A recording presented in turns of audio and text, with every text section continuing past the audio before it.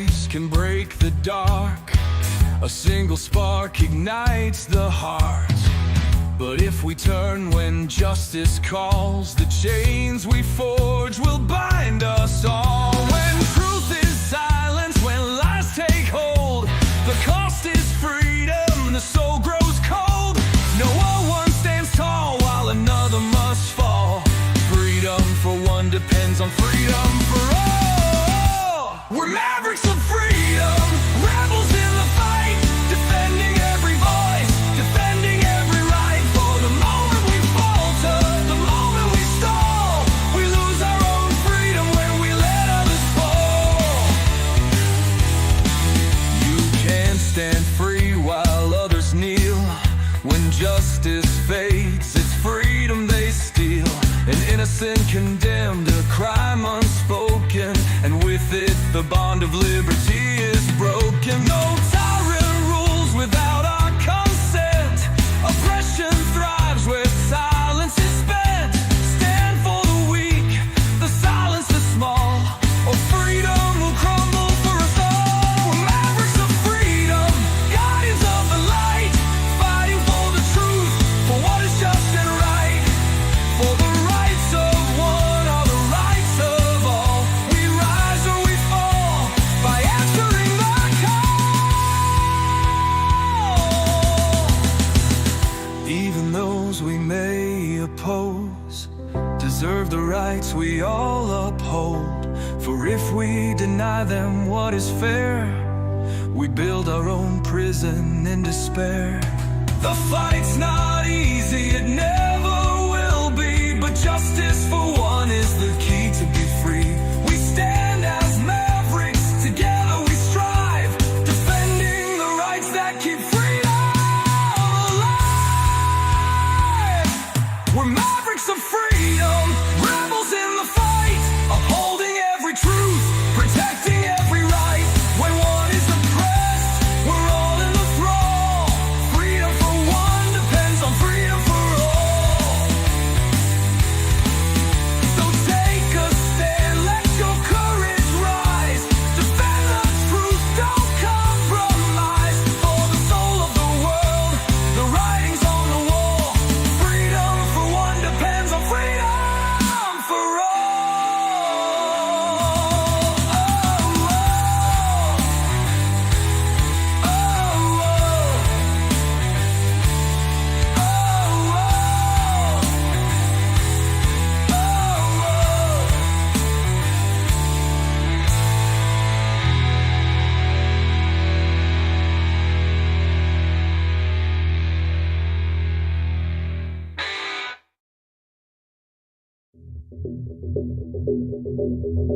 Greetings, Mavericks and new viewers.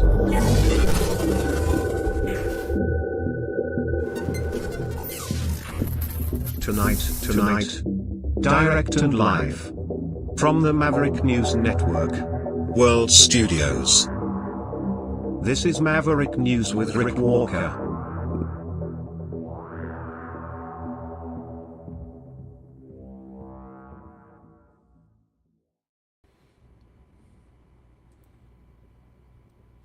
Welcome back, everybody, to the Maverick News Channel. Great to have everybody here. So, a wave of patriotism is sweeping across Canada.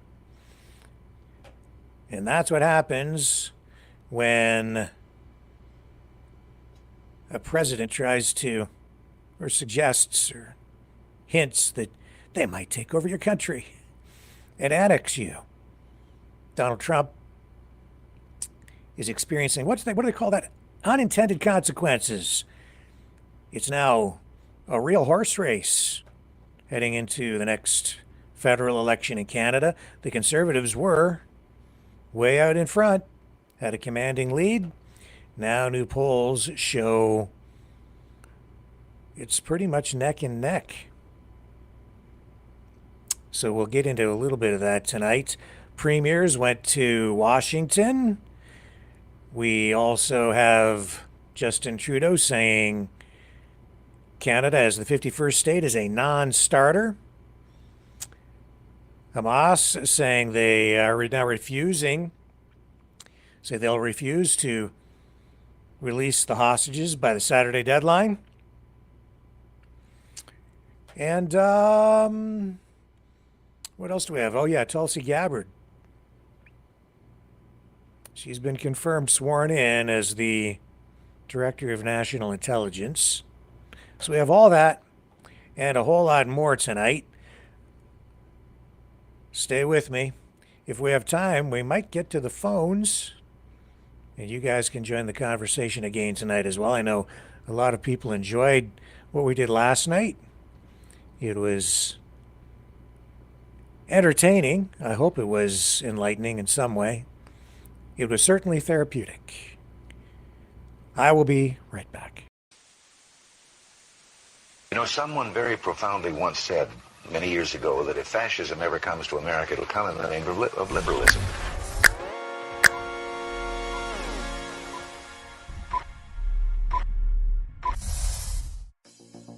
Well, I think it's time we ask ourselves if we still know the freedoms that were intended for us by the Founding Fathers.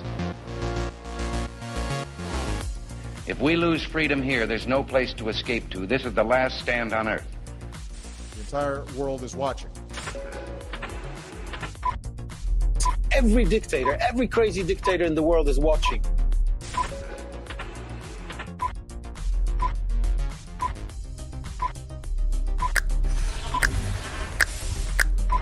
The world is watching. On TV, the entire world is watching. On social media. But the entire world is watching, and yes, they are seeing what we have apparently bravely been willing to say that others are thinking. Stand for freedom. Literally stand for freedom. Let's get this done. The entire world is watching. We're at war with the most dangerous enemy that has ever faced mankind in his long climb from the swamp to the stars. Maverick News. Maverick News. Maverick News. Let me have more control of my own destiny. The world is watching.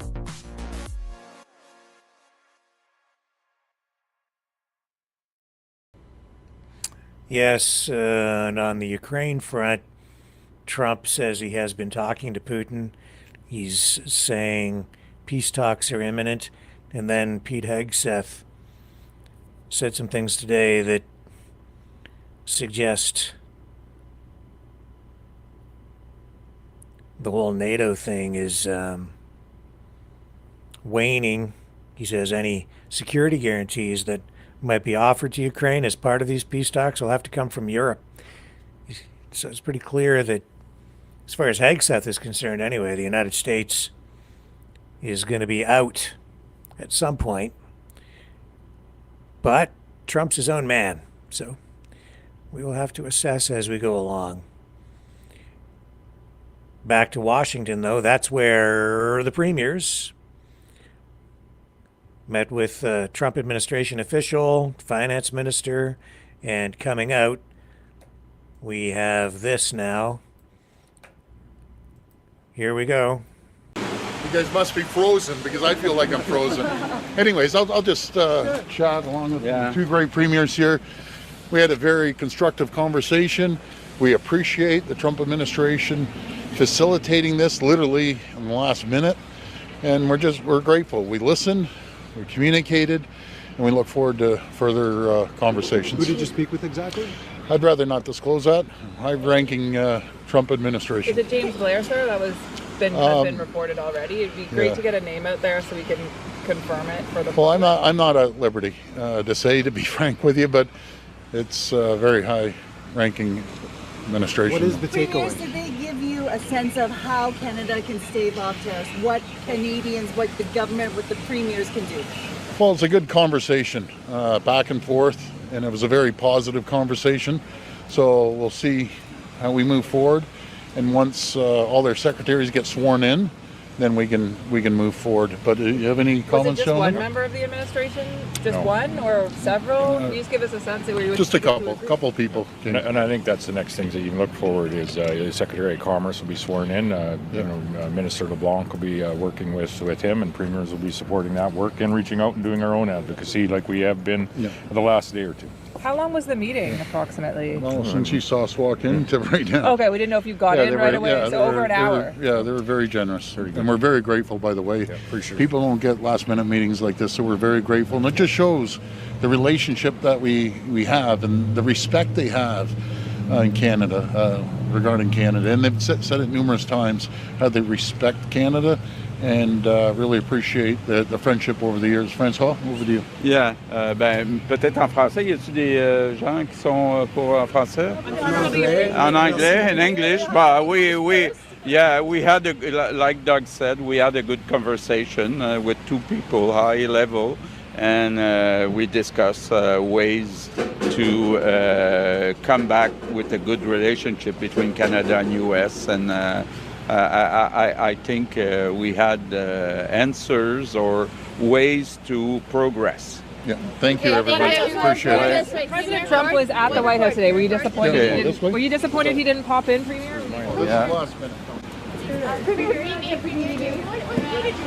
did you talk about? We had good conversations with the Deputy Chief of Staff, and he's also the head of policy.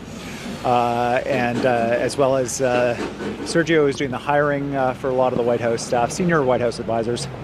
I think the dominant impression is that it was a very significant day at the White House, and yet they still sent two senior reps to meet with us. It was a good conversation. I thought it was constructive. There were some very frank moments across the table, and they urged us to take the president at his word. And so we will certainly do that. Do you feel that the tariffs are inevitable when you say take the president at his word? Well, when he talks about his concern about the border, about issues of fentanyl, the need for us to work on those things, that we should take that very seriously.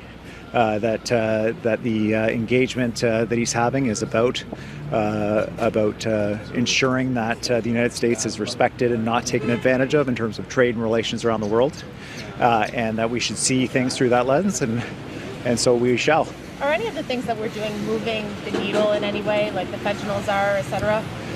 Well, my impression was that there was an understanding that what Canada had done around the border had caught the president's attention, resulted in the pause, but that work needed to continue, and that we should continue to return for these meetings and discussions, especially once the key personnel were confirmed, for us to be able to engage with a little more constructively.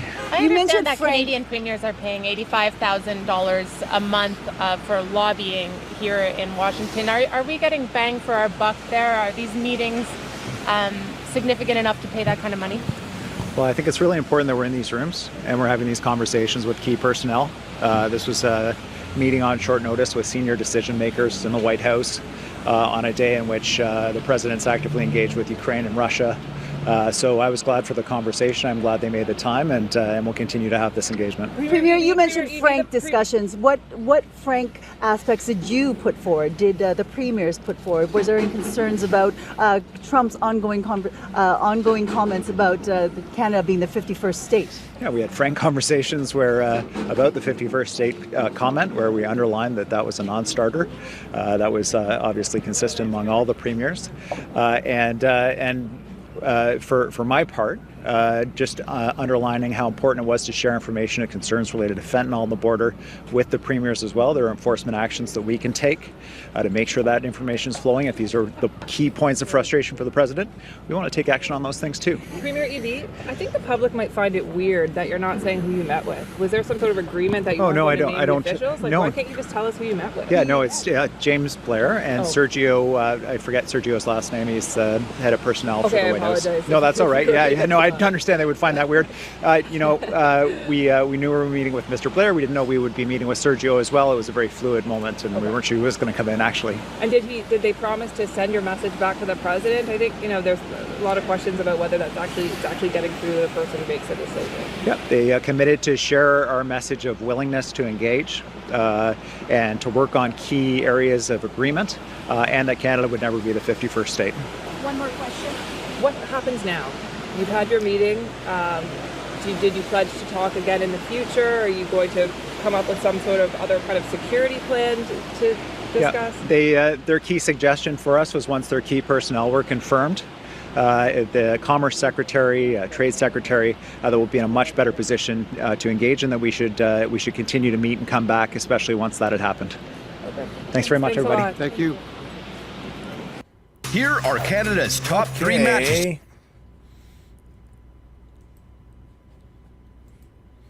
So, you saw that was David Eby there, British Columbia. And here's Trudeau also saying that Canada is a 51st state non-starter. Let's go to the Prime Minister now. Count on Canada. Our economic partnerships must also be deepened to allow for further growth, to create more opportunities for our workers and entrepreneurs, to give more choice to consumers, and to strengthen the middle class. That's what we're doing elsewhere in the world with our Indo-Pacific strategy, the CPTPP, and free trade agreements we've recently negotiated with Ecuador and Indonesia, among others. That's what we'll achieve here with the Canada-EU Comprehensive Economic and Trade Agreement that has already increased trade between our countries by 66% over the past 9 years. When, in 2016, we signed both CETA and Canada's strategic partnership with Europe, nobody knew just how much turmoil lay ahead of us. In the following years, this strengthened collaboration, on top of its economic benefits, has been crucial as we work to protect the health and safety of our citizens during the pandemic and to support the Ukrainian people in their fight for freedom, justice, and democracy. Un des nombreux exemples de l'impact stratégique et économique de ces liens, de plus en plus profonds, est l'achat par l'Union européenne de bombardiers à eau produits par l'entreprise canadienne de Havilland qui combattent aujourd'hui les feux de forêt à travers l'Europe. Only a few weeks ago, I attended the 80th anniversary of the liberation of Auschwitz. This visit was another reminder of the importance of these partnerships, of international institutions that, in the past decades, have made the difference between prosperity and poverty, between war and peace. We cannot take these institutions for granted. We must renew and deepen our engagement towards them. That's what we're doing here today. In turbulent times, we all need reliable, trustworthy partners, and that's what Canada is. That's who Canadians are. Merci beaucoup. Thank you, Prime Minister. We'll now go over questions from reporters. Hi, Rachel Aiello, CTV News. What was J.D. Vance's response when you brought up steel in Ohio, and did you two talk about anything else? It was just a quick greeting exchange. I highlighted that $2.2 billion worth of steel and aluminum exports from Canada go directly into the Ohio economy, often to contribute to manufacturing that happens there. He nodded and noted it, but it wasn't a longer exchange than that. But it is part of the Team Canada effort that wherever Canadians are, whether it's premiers in Washington today or officials or ministers exchanging with their counterparts in the U.S. administration, we bring up just how interconnected our countries are. And the fact, for example, that we're talking about potential job losses in the U.S. Based on these tariffs on steel and aluminum is not mere speculation. We know that that will happen because that's exactly what happened last time tariffs were brought in on steel and aluminum in 2018. There were job losses in the United States. 75,000 fewer jobs in the U.S. because of tariffs they brought in on steel and aluminum, and those tariffs were even lower than the ones they're contemplating bringing in right now. So anytime we have an opportunity, we will be highlighting those facts and doing everything we can to prevent moving forward with this policy that will hurt both Americans and Canadians. And a series of world leaders have gone to the White House to meet with President Trump since his return. Have you had any conversations with him about you going down to D.C., trying to sort out your tensions in person? We have talked about that. As you know, we have had many different conversations over the past many months, including two pretty important ones last week. We will continue to engage at all levels and make the case that Canada, as an ally and a partner, is a country that they want to continue to work constructively and productively with as we take on big challenges on the global stage. Prochaine question. Bonjour, Monsieur le Premier ministre. Valérie Gabbard de Radio-Canada. Concernant les tarifs, est-ce que la Maison-Blanche vous a fait des demandes, quand on parle d'une exemption, là, est-ce qu'il y a des demandes qui ont été faites ou vous naviguez à l'aveugle actuellement? C'est un peu les conversations qu'on est en train d'avoir. All right, so that's enough. You know, for a lame duck, he's, you know, pretty active. It doesn't matter what he does. People are cutting him down right now. It's very difficult, I think, for him to maneuver that way. But going to Europe and the AI conference gave him an opportunity to meet with other EU leaders. I think that's the right approach. We heard yesterday, too, about all the different countries Canada has been engaging in to enhance trade relationships with other countries aside from the United States in order to mitigate any possible damage from these tariffs, which appear imminent. It's encouraging to see the premiers down in Washington meeting, trying to bring things back to somewhere onto the road, because we've gone off into the weeds somehow. So that's all very encouraging, I would say. That's my opinion. And hopefully we can avoid a disaster here, because that's what is in the works if we continue moving toward these massive tariffs. And as I said, a massive wave of patriotism sweeping over Canada. In fact, it's affecting polls. Let me just show you here if I can find it. You know, the Conservatives have been way out in front.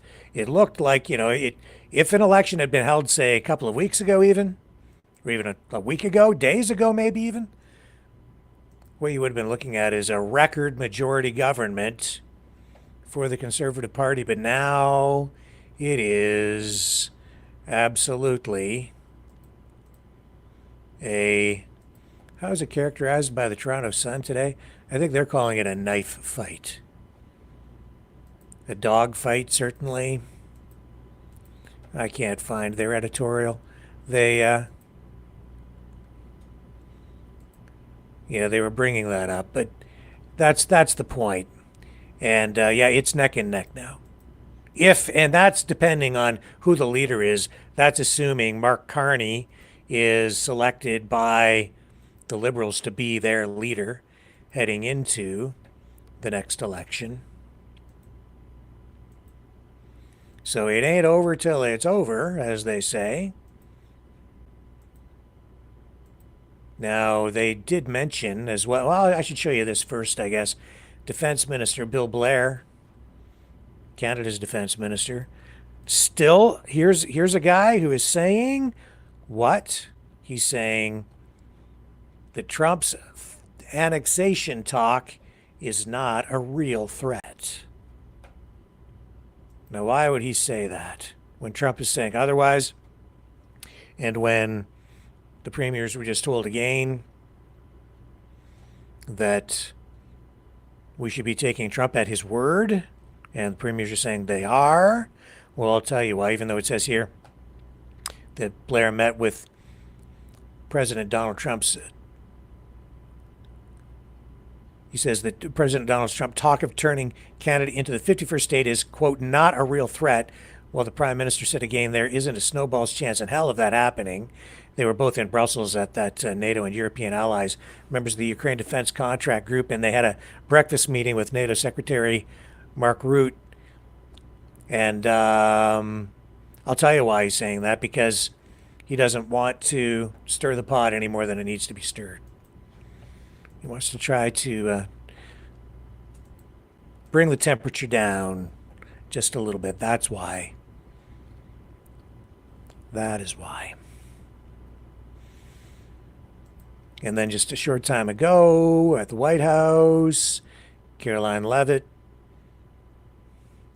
Trump's new press secretary, giving us the latest now on what's going on with the war in Ukraine. And we're beginning to see a pivot here, I think. And that is because Trump has been talking to Putin. He has indicated that peace talks are imminent. It's looking maybe like Zelensky and Ukraine might just be left out of these talks. So let's go to the White House.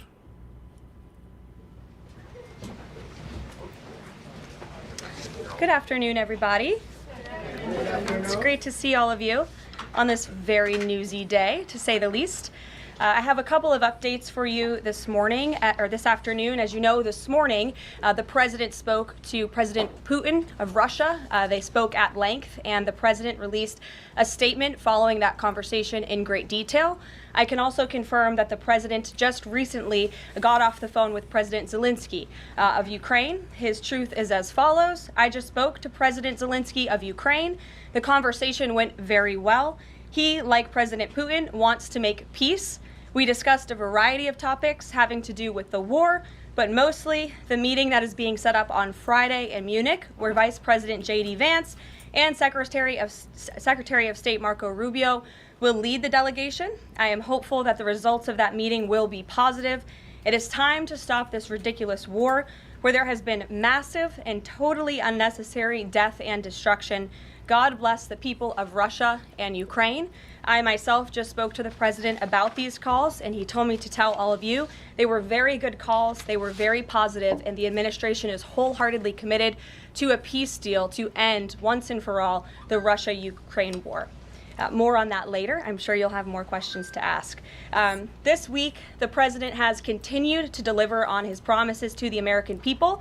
According to new polling that was released at the beginning of this week by CBS News, an overwhelming 70% of Americans said that President Trump is following through on what he pledged to do during his historic campaign. The poll also revealed that Americans see President Trump as a tough, energetic, focused, and effective leader fighting hard to improve their lives and our country. And yesterday, in particular, was a truly special day for the United States of America. Thanks to the great leadership of President Trump and the strong and tough leadership of President Trump, Mark Fogel, an American teacher detained by Russia, was returned to American soil and met with the president here at the White House last night. Special Envoy Steve Witkoff and the rest of President Trump's incredible national security team helped to negotiate the exchange that secured Mark Fogel's release. This event shows a good faith effort from Russia, and it's a sign, as I just said, that we are moving in the right direction to end this brutal war. Malphine Fogel, Mark's 95-year-old mother, was understandably very worried that she would never see her son again after his arrest in 2021. Mrs. Fogel was actually slated to join President Trump on stage at the July 13th Butler, Pennsylvania rally to speak out for Mark. And then the infamous assassination attempt against President Trump took place. But that day, before the rally, President Trump promised Mark's mother that when he returned to the White House, he would bring her son home. God saved President Trump's life on that day in Butler, Pennsylvania, and now Mark Fogel is back home safely with his family as a result. God is good. The president also continues to bring back common sense to our government. This week, he signed an EO to end the procurement and forced use of paper straws. Taxpayer dollars were wasted on these non-functional and massively unpopular products for no other reason than it made radical activists feel good about themselves. And on trade, President Trump continues to take bold action to protect America's critical steel and aluminum industries, much like he did in his first term. And the president signed proclamations to close existing loopholes and exemptions to restore a true 25% tariff on steel and elevate the tariff on aluminum to 25% as well. This administration believes these tariffs will protect our national security and put American workers first. And in the Oval Office yesterday with Elon Musk, President Trump took further action to make our federal government more efficient and effective. He signed an EO implementing the DOGE Workforce Optimization Initiative. Now agency heads will coordinate and consult with DOGE to significantly shrink the size of the federal workforce, and limit hiring to essential positions only. The unaccountable bureaucracy will finally be reined in. On another important matter this morning, Senate Republicans continued to confirm President Trump's exceptionally qualified nominees, most recently Director of National Intelligence Tulsi Gabbard, who will be joining us later at the White House for her swearing-in ceremony. It's imperative that the remainder of the president's cabinet nominees are confirmed as quickly as possible. On another important matter this week, illegal alien criminals continue to be arrested and sent home as part of the ongoing mass deportation effort of the Trump administration. Just this week, 2 planes with 190 Venezuelan illegal aliens arrived in the Venezuelan capital from Fort Bliss, Texas. Here are some of the criminal illegal aliens who were arrested in the country this past week. ICE Atlanta arrested a citizen of Nigeria who had been convicted of money laundering. ICE San Antonio arrested a citizen of Mexico who had been convicted of assault. ICE Denver arrested a citizen of Mexico who had been convicted of aggravated assault. And ICE Houston arrested a citizen of Mexico who had been convicted of aggravated assault. Now, before I take questions, I would like to address an extremely dishonest narrative that we've seen emerging over the past few days.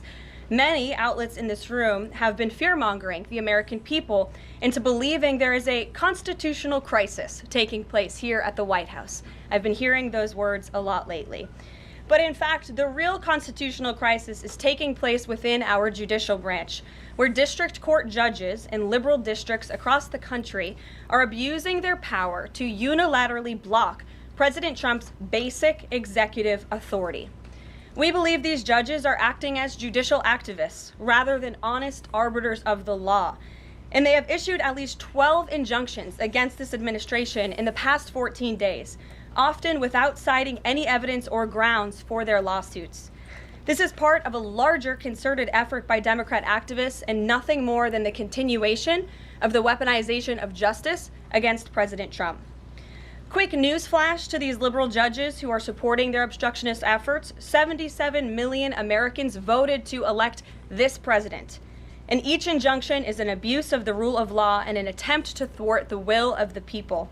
As the president clearly stated in the Oval Office yesterday, we will comply with the law in the courts, but we will also continue to seek every legal remedy to ultimately overturn these radical injunctions and ensure President Trump's policies can be enacted.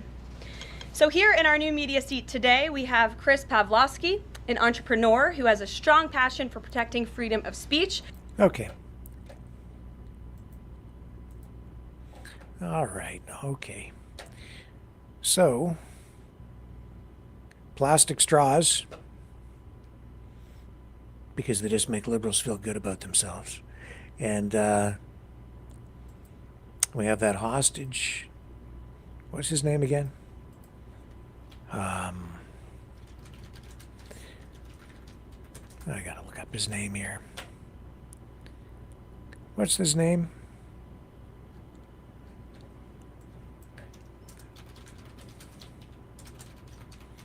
I'm sorry, it's just slipping my mind.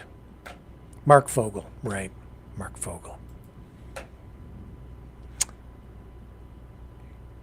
In exchange, which he didn't mention, is there is a Russian money launderer that Trump released. His name escapes me as well. What's his name? I'm looking that up for you too. So it was a 1-for-1 Alexander Vinnick, right? Arrested back in 2017 on charges related to laundering billions of dollars using Bitcoin.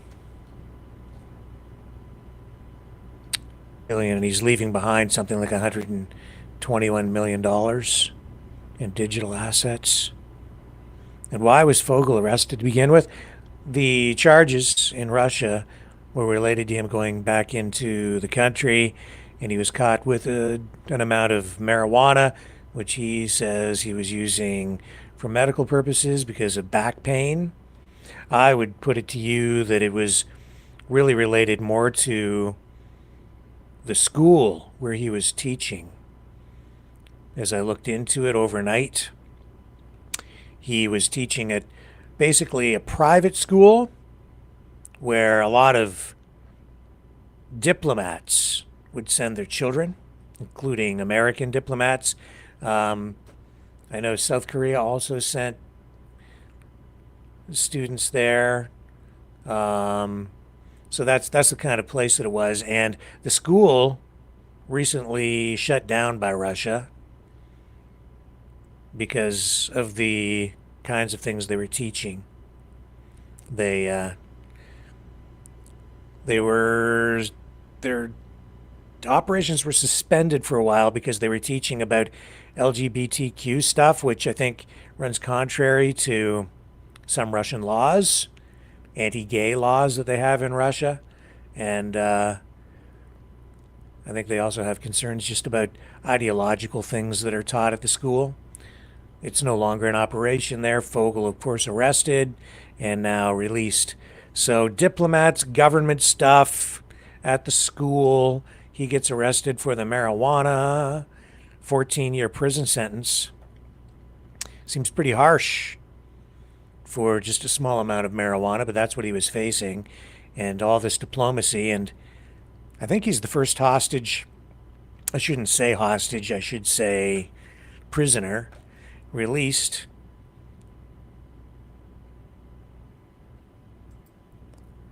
As part of Trump's efforts to engage in diplomatic efforts with Putin. And his diplomacy is, I guess, extending now into what's going on with Ukraine. We're told, as you just heard, that peace talks are imminent, but he is saying that as far as he's concerned, no NATO membership for Ukraine. I don't think Zelensky is happy about that at all. Not sure where this is going to go. That is what's being reported tonight. We have a clip. He says he's okay with that. He doesn't think it's realistic. Here, I'll show you. Do you oppose NATO membership for Ukraine?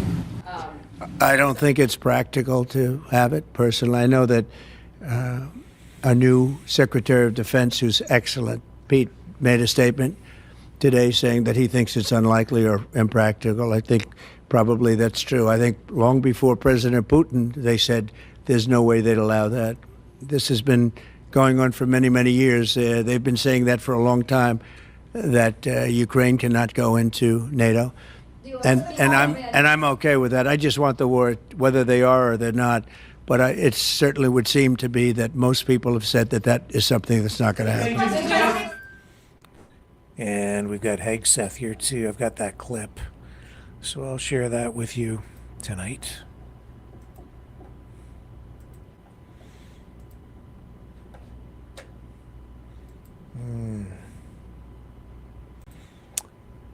Here we go. The United States does not believe that NATO membership for Ukraine is a realistic outcome of a negotiated settlement. Instead, any security guarantee must be backed by capable European and non-European troops. If these troops are deployed as peacekeepers to Ukraine at any point, they should be deployed as part of a non-NATO mission, and they should not be covered under Article 5. There also must be robust international oversight of the line of contact. To be clear, as part of any security guarantee, there will not be U.S. troops deployed to Ukraine.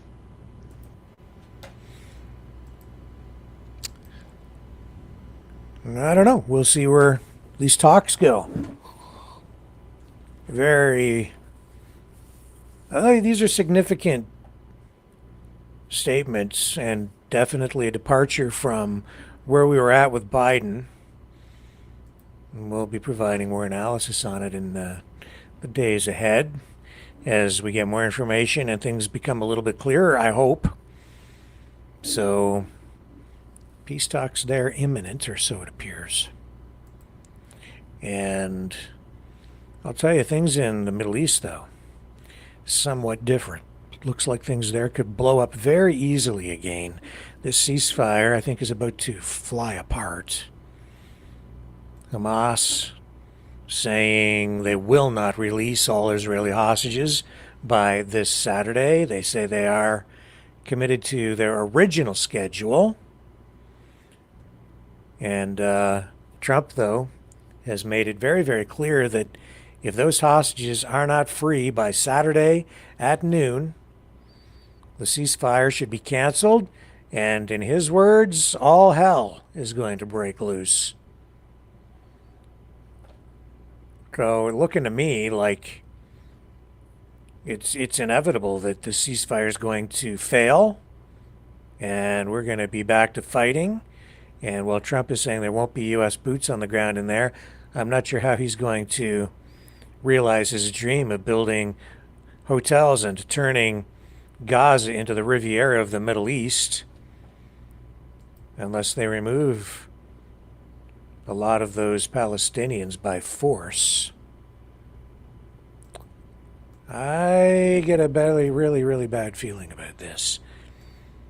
And it seems to me that with this behavior, this language, and basically ignoring the terms of the ceasefire, and trying to ramp things up and step things up, and accelerate the release of these hostages with a threat,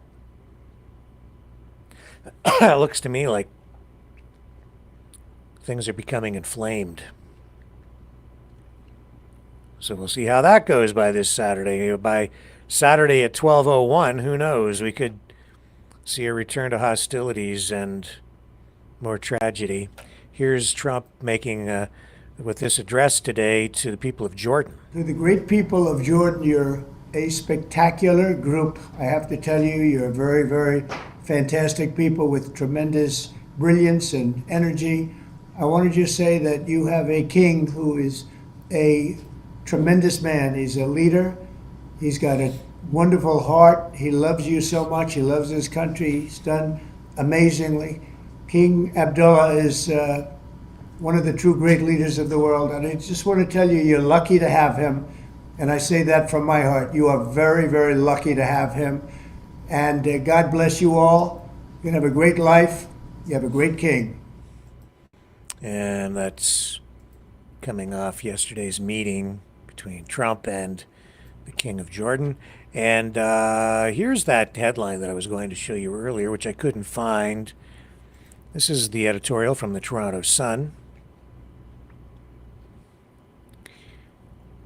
by, I don't know who wrote this. Doesn't really matter. The headline is really what the point is. Says, election cakewalk, now a knife fight. Yes, things have changed almost overnight. Amazing. I mean, Poilievre had that double-digit lead over Trudeau, who is a lame duck prime minister at this point, on his way out. And we're seeing new polling coming out now.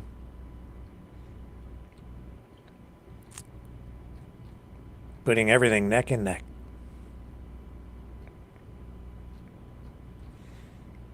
So,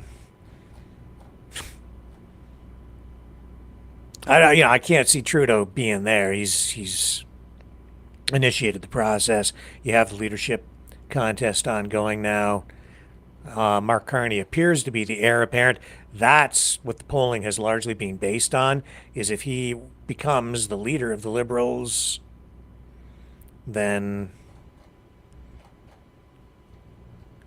you could see either a minority Liberal or maybe even, I saw one poll that suggested we could end up with a majority Liberal government. I think the numbers are being cooked a bit, frankly, to favor the Liberals. So again, we're just going to have to sit back and wait and see how accurate any of this stuff is. Let's take a little break. We're going to come back. I've got a lot more stuff to cover tonight. No shortage of news.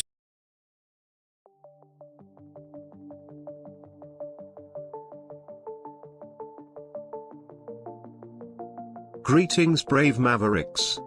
Our quest for truth continues. We go beyond fake news. Together we expose propaganda. Together we pull others out of rabbit holes. We are maverick thinkers.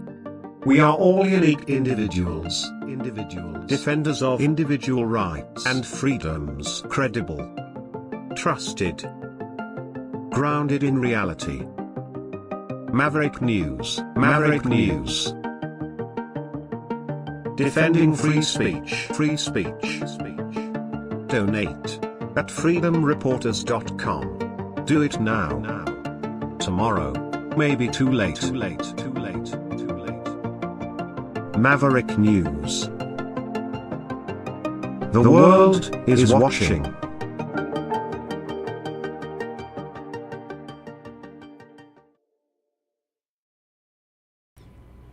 A lot of other stuff has happened this week too. Fort Bragg again. They've done away with the politically correct name change, and they've gone back to Fort Bragg. I think that happened yesterday when Pete Hegseth signed the paperwork on that. And today, the Department of Veteran Affairs has issued a new policy banning the display of non-official flags at VA facilities, limiting flags to U.S. state, military, and POW MIA banners. Effectively, what it means is that you're not going to see any Pride or BLM flags or anything like that. I guess any flags really of any other, well, just no other flags, period. So the obvious goal here is to get rid of the practice of flying other flags like the Pride flag and BLM. Here's the memorandum on that one. To establish more consistent and clear guidance across the department and among all employees, VA is instituting a new policy effective immediately, limiting the display of flags beyond the United States flag at VA facilities. So you only can have, in addition to the American flag, VA facilities employees are authorized to display or depict the following representational flags: flags of U.S. states and territories or the District of Columbia, military service flags, VA flags, official branded flag of a U.S. agency, presidentially appointed Senate-confirmed flags, prisoner of war, missing in action flag, senior executive service and military department-specific SES flags, ceremonial command unit or branch flags, and burial flags to honor a veteran or reservist.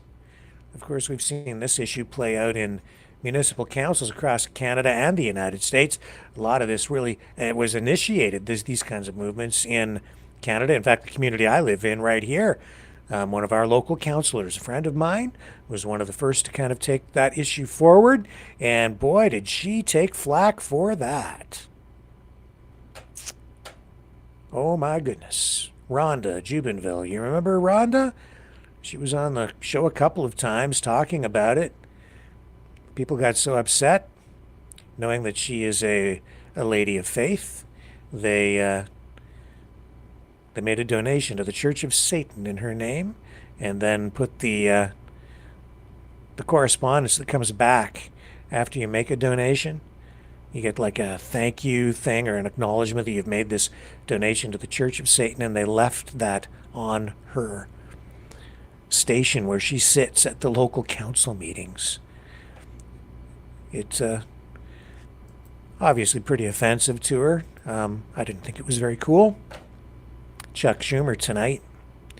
We've got a clip from him. He's upset about Tulsi Gabbard's confirmation before going over to be sworn in as the Director of National Intelligence. Chuck Schumer expressed his concern and disappointment. Let's listen into Mr. Schumer. Oh, hang on. Here we go. Chuck Schumer.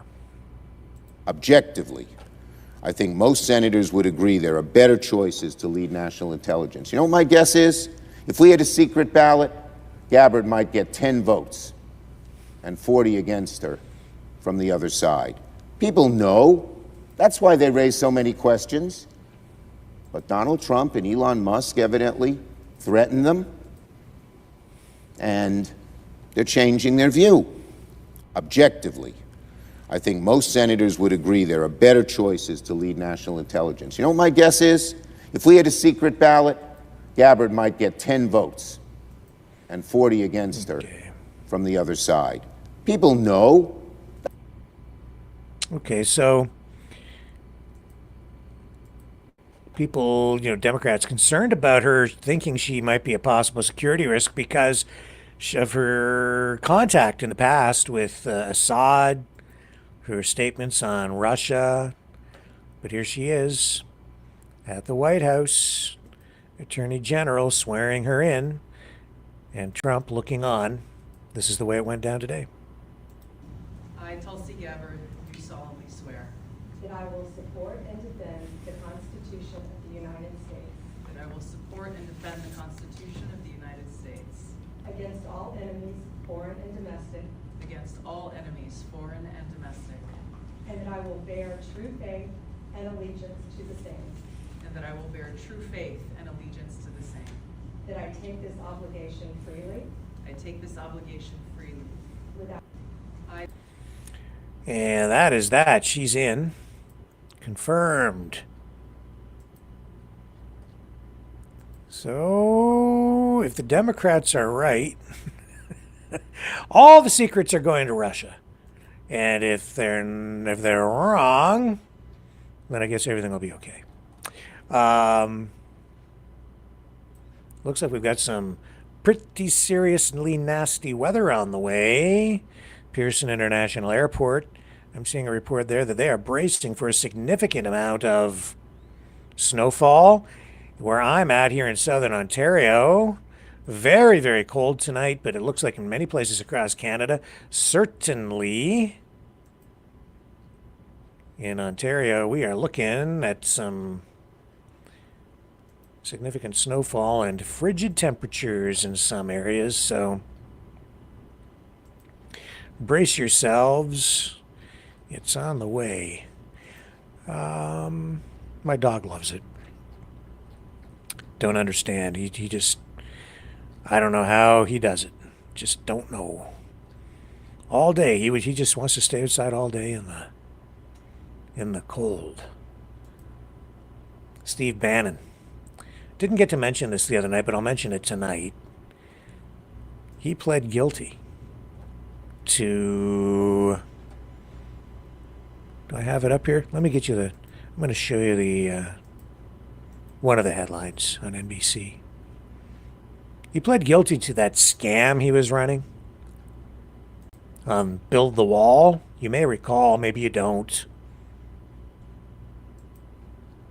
When Trump's wall was basically being blocked and he was having trouble and it wasn't getting done, then Bannon went out and was part of this Build the Wall effort. It was like a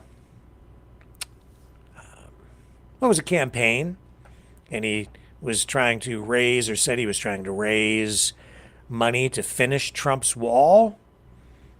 Millions of dollars were donated. This whole thing has been, weight around his neck for a long time. Trump can't pardon him on this because the charges were filed at the state level. Anyway, he entered a plea of guilty because he was, and I remember Trump distancing himself from the whole thing as soon as it started. He indicated immediately that he did not like what Bannon was doing. And, a lot of money. I can't remember exactly. How much money was it that he raised from this? It was... Oh, my goodness. I don't even know if they're telling us here in this article. But he said that 100% of the donations would go toward building the wall. And he used this to receive more than $1 million of wall building funds and used that money to pay the wall group's president. So the money didn't go to the wall. And that is one of the main reasons they got themselves into hot water.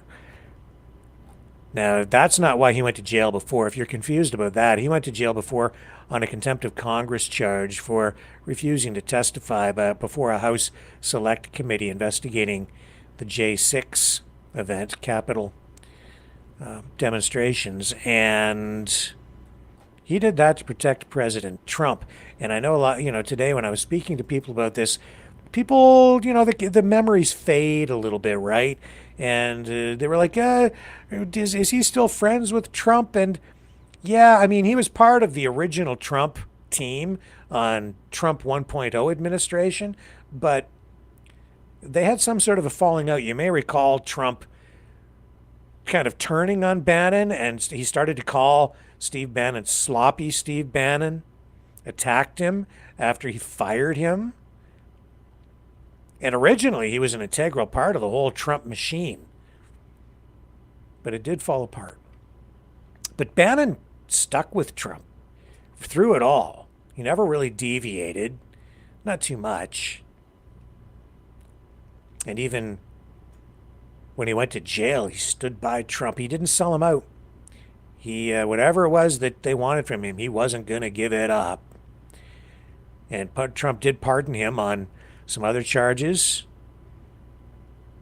And that's why he's still out free. And in exchange for his freedom, he has certain conditions, like he can't be part of any fundraising effort for a not-for-profit organization in New York State for a number of years, and there are some other conditions as well.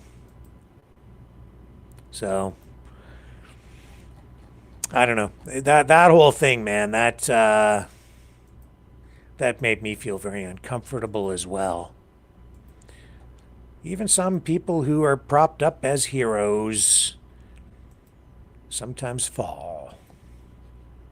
And I know that he has been a hero of people on the conservative side within MAGA circles, even now, still very popular, very smart guy. I used to like him more than I do now, but that's just because I'm learning more and more about him. So I find flaws and things about his ideology that don't really align with mine in some ways. I used to hold him in much, much higher regard, but if you're going to steal money from people, then I kind of lose a little bit of respect. Just saying. Speaking of money, Denmark wants to buy California. This is their response, or this is a response from a group of people who are running this campaign. Denmarkification. Let's buy California from Trump, Denmark's next big adventure. So you can go online to denmarkification.com and contribute to this if you want to, I guess. I don't think they're actually raising money. I think it's more like a petition. It says, if you ever looked at a map and thought, you know what Denmark needs? More sunshine, palm trees, and roller skates. Well, we have a once-in-a-lifetime opportunity to make that dream a reality. Let's buy California from Donald Trump. Yes, you heard that right.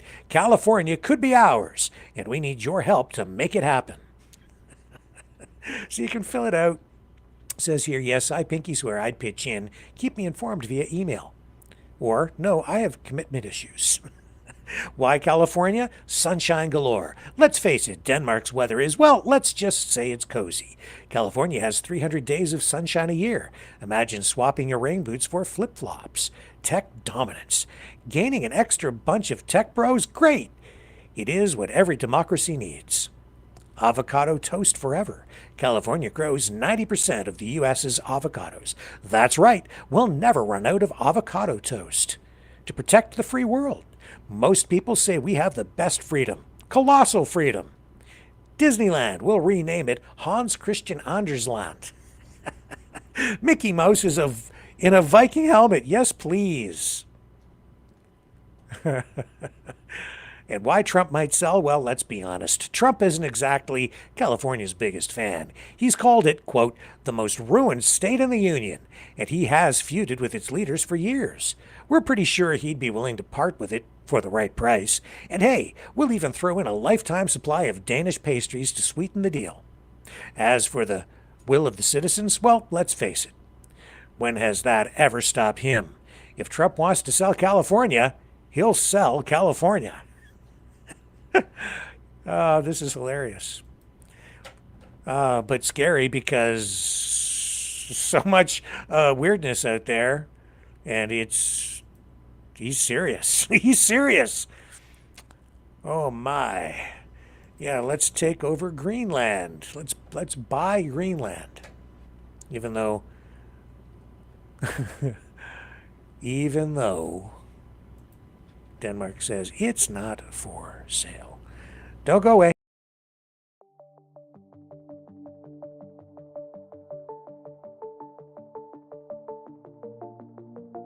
Greetings, brave Mavericks. Our quest for truth continues. We go beyond fake news. Together we expose propaganda. Together we pull others out of rabbit holes. We are maverick thinkers. We are all unique individuals, defenders of individual rights and freedoms, credible, trusted, grounded in reality. Maverick News, Maverick News. Defending free speech, free speech. Donate at freedomreporters.com. Do it now. Tomorrow may be too late. Maverick News. The world is watching.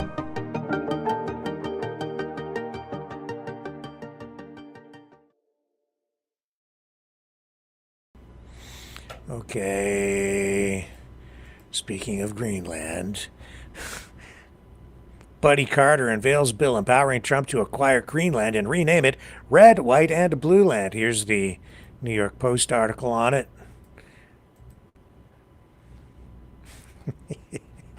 Oh, and this is real. He passed. He's got this proposed bill up that would authorize Trump to go ahead and acquire Greenland. Saying is pretty accurate. He's saying a joke. Like what he is saying is pretty accurate. People don't talk about it for years. We do have, this is not about acquiring land for the purpose of acquiring land. This is in our national interest and it needs to be solved. President Trump's put out there what he intends to do, which is to purchase it. I wasn't privy to that phone call, but I imagine the phone call went the way a lot of these phone calls go, and that is he just speaks bluntly and frankly with people. And ultimately, I think diplomacy in many cases works better when you're straightforward as opposed to using platitudes and language that translates to nothing. Well, he's being pretty blunt. I want to buy Greenland. If you don't sell it to me, I'm going to take it by force. So yeah, this Republican, Buddy Carter, he has this new legislation. He tabled it on Monday to empower President Trump to enter negotiations to purchase or otherwise acquire Greenland, to rename the icy island Red, White, and Blue Land. Oh my gosh. America is back and soon be bigger than ever with the addition of Red, White, and Blue Land, Carter said in a statement. I'm laughing, but, you know, it's serious. Oh, the Don Rowe Doctrine. Yeah. The world according to Don. The great Don. Sounds kind of mafioso, doesn't it? The Don. Here, let's go back to this. I've got more on Red, White, and Blue Land right here. It's caused a bit of a viral moment on social media. Here's X RT for Red, White, and Blue Land. Red, White, and Blue Land, USA. And Nordic Takeover on Fox News.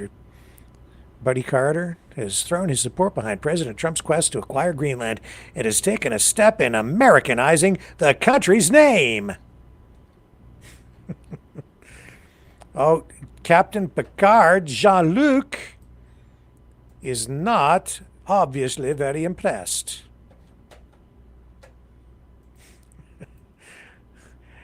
To me, it seems like completely unnecessary, but hey, whatever. Oh, and while we're at it, here's some weather footage that we can share with you tonight.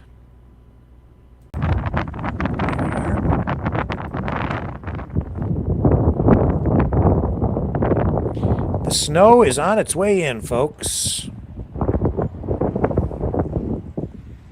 Of course, it depends on where you're watching from. It's on its way in where I'm at. Yeah, this is Port Stanley on Lake Erie, just outside of London, Ontario, my original hometown. Yeah, pretty nasty out there, folks. She's a windy and a cold, and those lake winds can get pretty nasty. You ever go to the? I don't know if you ever had the opportunity to go to one of the Great Lakes in the winter when it's frozen over. It's a little eerie. I don't mean that as a pun. That just kind of came out. Lake Erie. It is eerie to me to go there because I don't know. Especially if you go there at night. And sometimes you can hear the ice creak, depending on what the weather is like. Who here has ever gone ice fishing? Anybody into ice fishing? Boy, when I worked for CTV, once a year at least, sometimes twice, I'd have to go out and do stories on ice fishing. Often I would do that out in Mitchell's Bay. Mitchell's Bay. But if you go ice fishing any place, folks, you check the thickness of the ice. Be very, very careful so you do not fall through. Make sure it is safe. Every year, in addition to doing stories about ice fishing, there was always somebody who went through the ice. And more years than not, there was always a story to be done on someone who was lost. So please, just as I sit here thinking about it, I've seen too much of that over the years. Not in recent years because I haven't been out there doing it, but it can be dangerous, but it can be safe as long as you do it safely. A lot of perch up for grabs out in Mitchell's Bay. Kind of a shallow bay, part of the Great Lakes system. And my old friend Red Fisher, who used to have a TV show, the Red Fisher Show, that he did from a place that he called Scuttlebutt Lodge.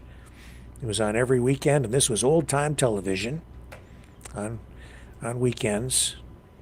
And he lived out in Mitchell's Bay. He said it was the best fishing in the entire world.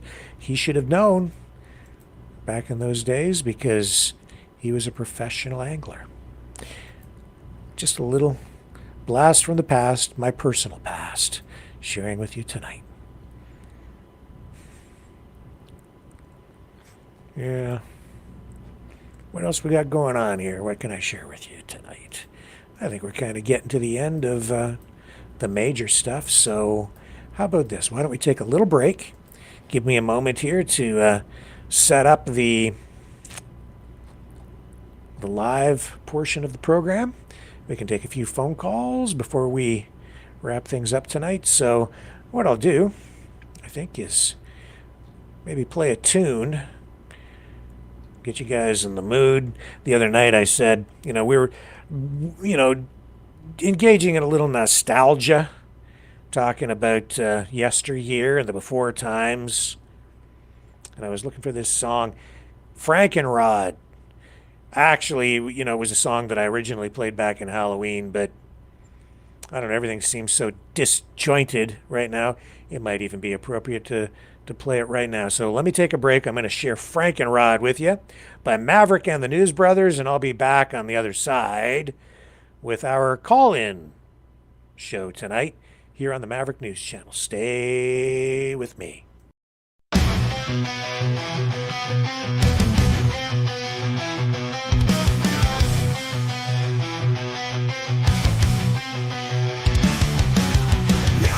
Junkyard, piece by piece, welded together, can't find no peace.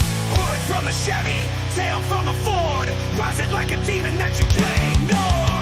Chrome from the past, rust in its veins, blowing off racks, now it's going insane.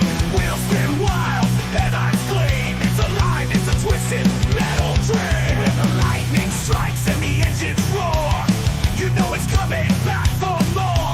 A beast of bolts with a heart of steel. Car, you're too real. Franken car turned the red night, stitched together, ready for the fight. Dark and twisted, you don't care with a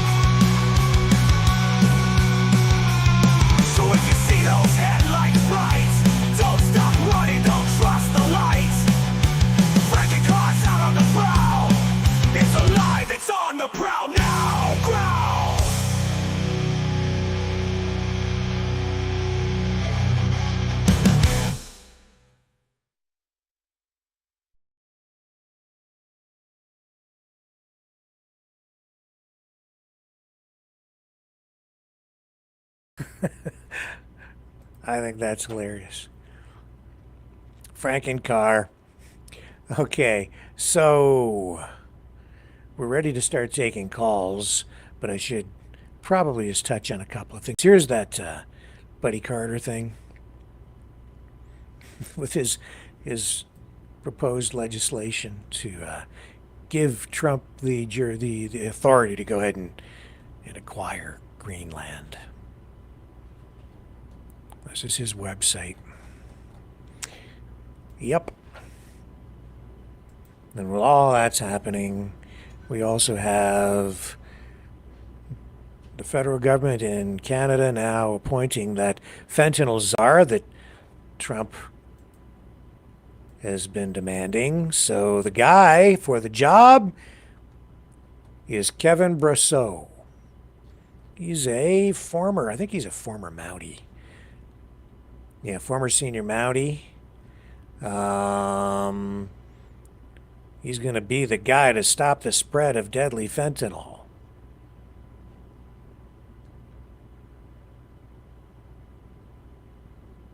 So that's about what we know there. I know that Danielle Smith was like, "Where's the fentanyl czar, Justin Trudeau?" She was kind of making an issue out of it, saying he was dragging his feet, but we've got him now. Still not clear where we're going to end up with these tariffs, though. I know that the Bank of Canada is saying that just the talk of these tariffs is already dragging down the Canadian economy, and I don't doubt that a bit. I think it's probably having some negative impacts on the U.S. economy, too. And I wish that wasn't so, because a lot of jobs are on the line. And a lot of people are very worried about what's going to happen to our country. Now, if you want to weigh in on that conversation again tonight, or if there are other issues on your mind, I don't really want to talk about the burning churches again tonight, though. If our friend from wherever it is you call from, if you want to call in, can we talk about something else tonight? Find another issue? We've beaten that one over the head many, many times here on the program. Oh, and I have to say, too, thank you, Lindy, for the donation yesterday. I am so grateful for that, because we really, really need the help right now. It's coming in at a time when it's really, really needed and immensely appreciated, humbling, and thank you. Thank you so much. That being said, if you want to support what we're doing here, you can donate at freedomreporters.com. Let me just get it up on the screen for you here. There it is, freedomreporters.com. I'll put it on the ticker on the bottom. Also, please like, share, subscribe. Oh, you know what I should do too? We have the secondary Maverick News channel running on YouTube this evening. Let me find that for you. Here we go. Oh, yes. I'm going to put the link in the chat. And I know that it's up and firing, so I've got that finally worked out. And if you guys would please consider going over to this channel to watch tonight as the broadcast continues. It doesn't get nearly the amount of attention or traffic that I would like it to, but it's very beneficial, helpful to us if you can watch over here. I'm going to put this in the chat, the link. First, the link on YouTube. Bam. There it goes. Yeah, and if you haven't subscribed to that channel, that would be extremely helpful if you could, please. Just go watch it over on that YouTube channel instead of the one you're on. Same feed. Same feed, different channel. Tastes great, less filling.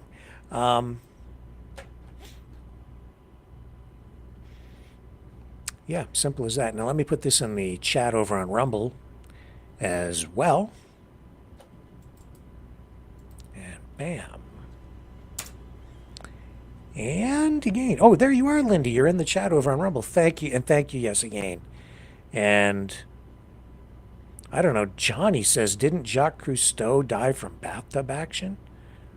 I don't know what you're talking about. Oh, yes, and he's pointing out, too, that the car show is this weekend in Toronto. Yes, the Canadian International Auto Show. Boy, I'll tell you, the auto show circuit has shrunk. Everything has changed since the pandemic. The auto industry has changed immensely. It's killed off a lot of auto shows. So if you're in the area, yeah, go take in that Canadian International Auto Show. It's a lot of fun. They have the newest vehicles there. They have some concept cars. They always have Lego, like full-size, life-size cars made out of Lego, all kinds of different attractions. And it is one of the biggest events of the year. One of the largest, I think it's the largest consumer trade show in Canada. And like many others, it was suspended during the pandemic. And some of them just haven't come back. I was always involved with the auto show up in Ottawa. And we, keep trying to bring it back, but we weren't able to do it again this year, in part because of all the uncertainty that has been unleashed on the auto industry in Canada. Normally would be held in March, but again, this year in Ottawa, canceled. So very disappointed about that. We've rescheduled. Maybe we'll see it happen next year in 2026. Keep kicking it down the road. Hasn't happened there since the pandemic. Things just aren't right. Let's get the number up on the screen, shall we? And yeah, again, thank you for donating, folks. Really, really appreciate it. Did you hear that new song from Maverick and the News Brothers off the top? Freedom for All? Yeah, that's something that I've been thinking about. Freedom for one depends on freedom for all. Because if freedom is denied to anyone, it's denied to you as well. It's denied to all of us. So, and George says, I'm pretty calm tonight. I must be taking my meds. Thanks for noticing. Hang on here. Okay. Yeah, Bond says the electric vehicle agenda messed up the auto sector. Yes, it did. It changed everything. For a variety of reasons that we won't get into here tonight. That we will not get into tonight. All right. I'm going to put the phone number up on the screen here for you now. You can call in and join the conversation now at this number. Okay, Mavericks, it's call-in time. Join the conversation. Call 1-647-734-4220. Then enter the PIN number 860-075-764, followed by the pound sign.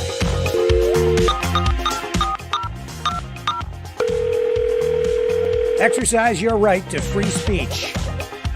Call 1-647-734-4220. Then enter the PIN number 860-075-764, followed by the pound sign.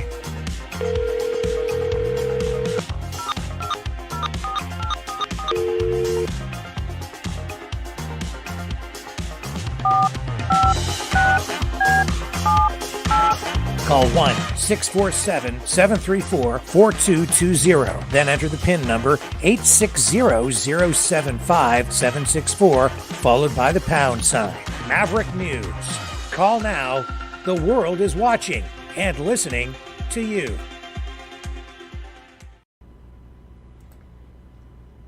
That's right, and you can call in now at 1-647-734-4220. And then when prompted, when the automated system picks up, just punch in 860-075-764, followed by the pound sign. Let's pick up this first call of the evening. Hang on just a moment. Let me get it up on the screen for everybody. Hello, who's on the line? You got a good old dragon, as always. How are you tonight, Sir Dragon? I'm doing excellent. And actually, you know what? You spoke about the auto show that is, rounding up around here. So they'll be on Montreal, Palais des Congrès, from the 17th of January to the 26th. So if you're interested, I could probably bring my camera around zone. In January? You mean, yeah, I mean, it's every January, so we missed it. Did I miss it? Oh, If damn. it's January, well, you know yeah. what? Yeah, I just missed it. Oh, that's so darn.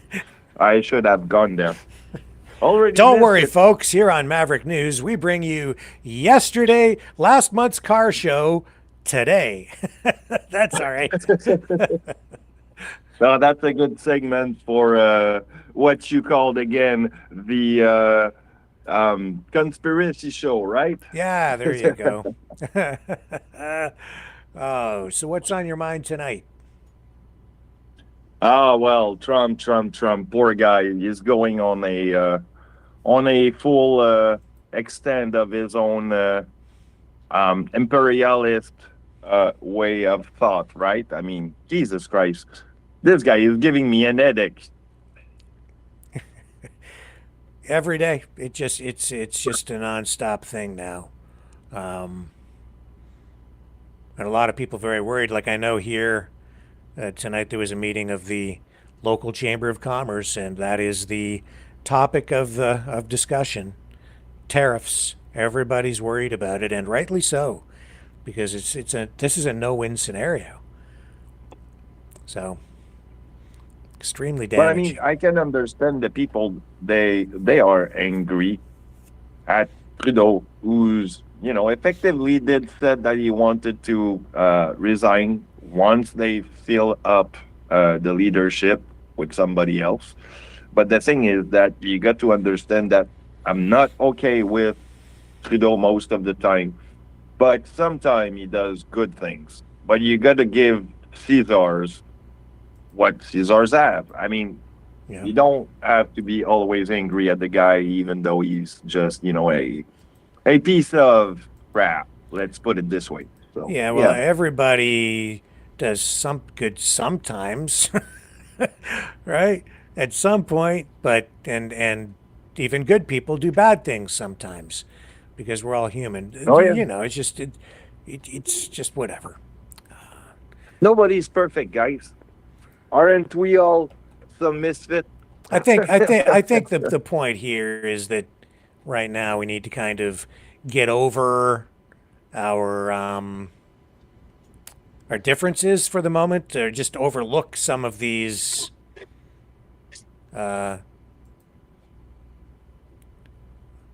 disputes or differences that we have in order to focus on the main issue at hand right now, which is to try to save our country. Here's somebody else joining us now on the program. Okay, who's joining us now? Oh, to me, John. John! How are you? You might want to turn your audio down there so you don't get the feedback. Last night, Coast to Coast, I was listening to, you ever heard of Harry Dent? You mean like from the Batman show? Harry Dent. Yeah, that's Two-Face, isn't it? I think that I think that's Two-Face's alter ego. He's a veteran analyst. Yeah. Economy. Yeah. Anyhow, he said before... You're mistaking with RV Dent, by the way. They do what? Rick was misunderstanding with RV Dent, which is the alter ego of Two-Face. Oh, no. Harry Dent. Yeah. Okay, whatever. Yeah, you can Google him. He's all over the internet. He's an old guy. He's saying by 2027, before 2027, the whole economy is going to collapse like you've never seen before. He says the tech stocks are going to fall 70%. He said the regular stocks about 40%. The gold's going to go right down. Everything's going to go. Bitcoin, real estate, like any home, like $2-3 million bucks, it's going to crash. Nobody's going to want to buy it. Those kind of homes. A lot of people are going to be renting. It sounds like we're in tough times with tariffs or no tariffs, Rick. That's what I'm trying to get at. It could be. Never know. Seems to me like the whole Bitcoin thing is the biggest bubble in history. I think the tech stocks are grossly overvalued. They make up 25% of the stock market. So, yeah, I can see that if they get deflated quickly, then we could be in a whole heap of trouble because there isn't really productive capacity behind it to back it up. This is a man-made bubble. Okay, and it's one of the biggest bubbles in history. The biggest. And when it pops, the whole economy's like we can probably go into a depression. Put it that way. Could, yeah.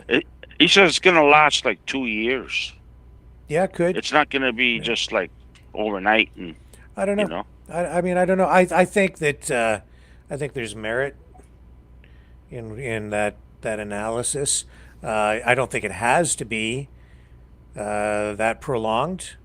I have a bunch of economic theory behind why I think the duration of it might be shortened, but it depends. I think that what Trump is doing is just daring it to happen. It's like, come on, bring me the depression. Well, yeah, exactly. This is terrible. Biden's had one of the best stock markets in history. Yes, it's just gone up. You know, with Biden. Yep. And that's probably his legacy is the stock market. Yeah, that's about it. His economy has been better than, largely I've given him credit for, and I think overall, people have given him credit for either. Like, it is actually stronger. He did hand Trump an economy that overall wasn't as bad as people think. Exactly, but he's going to ruin it all. Yeah, he's destroying it. These tariffs are going to hurt everybody. Yeah, you came to me before and you were saying these Trump tariffs are a terrible thing, and I disagreed with you because I didn't realize at the time, John, that he was planning on doing it to this excess. I thought it was just going to be like targeted tariffs at a few sectors or a few things like Chinese EV vehicles.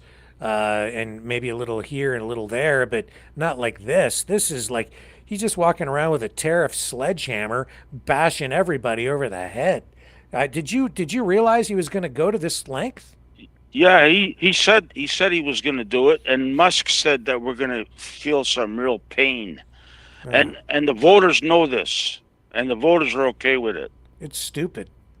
The mega voters are okay with it. Yeah, well, maybe they should get some brain transplants then. This is stupid. This is ridiculous. His approval rating right now, as it stands, 53%. Yeah. Trump. It's not going to stay everybody there. thinks he's doing a good job, and he's doing what he was elected to do. My opinion is people are going to turn on him because he's going to inflict so much pain on everybody if he follows through with all these threats. Well, if he pulls it through, then nobody pays taxes, and he'll be a genius. Except what good is not paying taxes if you can't afford to buy anything or if you're unemployed? Like it's no good. If everything costs, like even if just by imposing tariffs of 25%, your prices are going to go up, close to, I don't know, Well, it depends on the economic linkages in each industry, but it's going to result in massive inflation and a reduction in economic output unless companies jump into the U.S. and open factories, which is what I think he really wants. They want the economy to crash, Rick. That might be well true. Like you may well be it's right. because of the bricks, the gold. They want the gold to crash. They want the bricks to crash. They want the whole world to crash. They want to change the currency. This is all planned out. Carney and Trudeau, they want it to crash. They're already talking about bringing in universal basic income. They want, like Harry Dent said last night. Two-Face. He says they're gonna print money that they don't have like crazy to keep the economy stimulated, like universal basic income. They're gonna print money for it, right? That's the conspiracy theory version. I think Trump is just being stupid, and he's. This is just so misguided. No need for it. Doesn't have to happen. And the other reason it doesn't have to happen is because we do have new technologies coming online. Productive capacity can increase. The economic system can be made sustainable and extend out indefinitely, but not if you do this kind of crazy stuff. Any economic system, capitalism, any economic system will collapse if you abuse it. And that's what this is. This creates massive market distortions. They want it to collapse, Rick. Well, you keep saying that, and maybe they do. They do. They want it to collapse. But I would put it to you that if they, and this might be well true with Trump, if he makes it crash and he knows it's going to crash, he wants it to crash. Then he and all the people around him will know right when to sell and right when to buy. And then they'll all get filthy rich, and that's what happened after the fall of the Soviet Union. In fact, Professor Jeffrey Sachs is the guy who advocated for what did he call it? Economic shock therapy. So he convinced the Russians to crash their economy intentionally, and then when everything went to nothing, basically, then the Russians handpicked their oligarchs and they allowed them to buy the assets nationally for pennies on the dollar and minted a whole new crop of oligarchs. And it just seems to me that something similar is in the works here. I think that's probably more in line, but either way, it's an intentional crashing of the market. This is disgusting. Yep. I hate it. I've been telling you for years, and you disagree with me. Yeah. That's my job. United States, you disagree with me. Okay, that's fine. All the time. But I'm telling you, this is what's going to happen. Yeah. United States, they're number one. And their job is to stay number one. They're trying to. And Russia's eating their lunch. Not Russia, China. Is eating their lunch right now. China, yeah. With technology, the economy in China is very good right now. Dent says put all your money into, I wrote it down, China, India, those countries. Those are the countries that are going to survive if we have a depression. Well, if I had any money. He says he says right now is the best time to if you're up a lot, you cash out and you put it ETFs into China, India, those economies, because those are they're not gonna fall like it's here. Here, he says, once we get hit, everything's gonna crash. The Bitcoin, gold, everything, nothing's gonna survive. Oil, everything. Yeah. You're not gonna have one up and one down, one up, one down. They say buy gold when it crashes. Well, he did say buy gold, but I think it's too expensive right now. It's very expensive. It's at a record high. So, what's the price right now? I'll look it up. I don't know. It's 22,100 or something. I don't know. But I sold all my gold like an idiot. That's my problem. I sell too early. I make a few bucks and I'm out. Yeah. $2,902, almost $3,000 an ounce, like $2,900 an ounce. Yep. That's crazy. 200, Man. 2,885 per ounce. That's wow. Well, everything is relative, I suppose. I remember when I was younger and everybody was freaking out when gold went to 500 an ounce. I was buying gold. I was buying gold for 300 an ounce. I was buying gold. Yeah. I was buying gold bars, 300 an ounce, and then it went up. I doubled my money. I went down to